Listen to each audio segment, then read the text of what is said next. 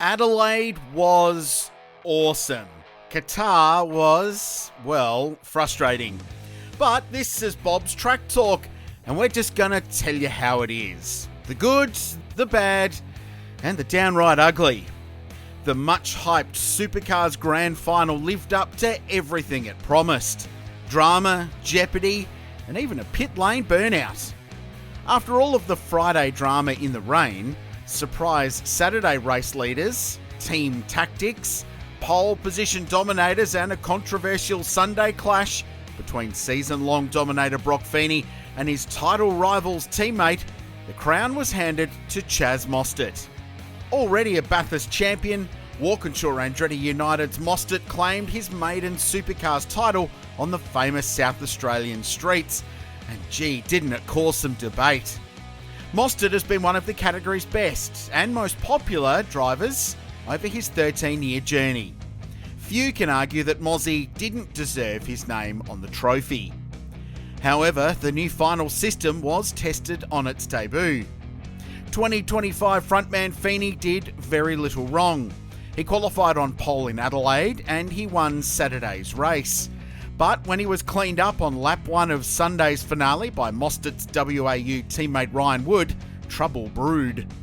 But it all became academic when the Chevy engine in Feeney's ride cried no more, ending any chance of a heroic comeback. It was tears for Feeney, and after the year he had, that sucked.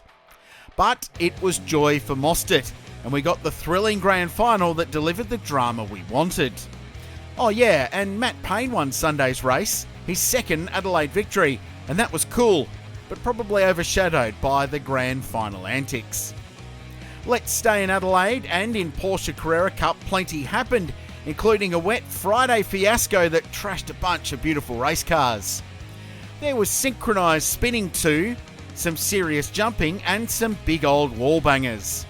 In the end, Dylan O'Keefe was crowned the Pro Champ, and our man Rodney Jane claimed the Pro-Am title, the third in his career. Another great season done, and another triumph for Sonic and the Bob Jane T-Marts team. Well done, team. In Super 2, they found the wall, and when they found it good. Future main game driver Ryland Gray wrapped the title up on Saturday, and on Sunday, Brad Vaughan won his first race. However, we all held our breath when Vaughan's sliding front straight celebration looked like he was bound for the wall. And in Trans Am, Todd Hazelwood won all the races and the series, his second title on the hop. Meanwhile, everyone crashed behind him, and young star Blake Tracy tried to touch the moon. Alright, let's go to Qatar now for the penultimate round of Formula 1.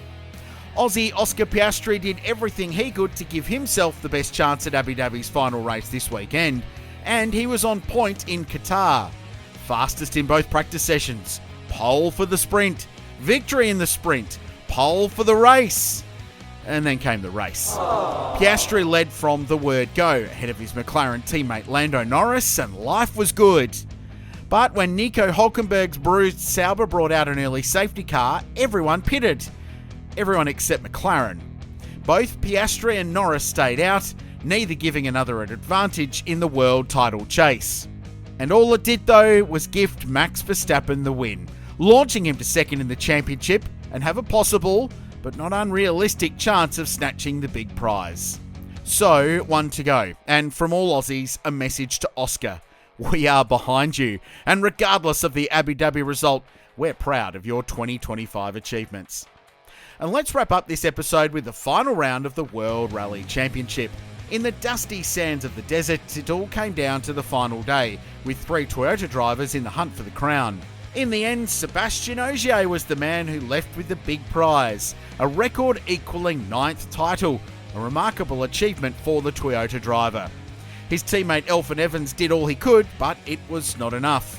And double world champion Kalle Rovanpera's hopes were dashed with a mechanical failure. So, that's it.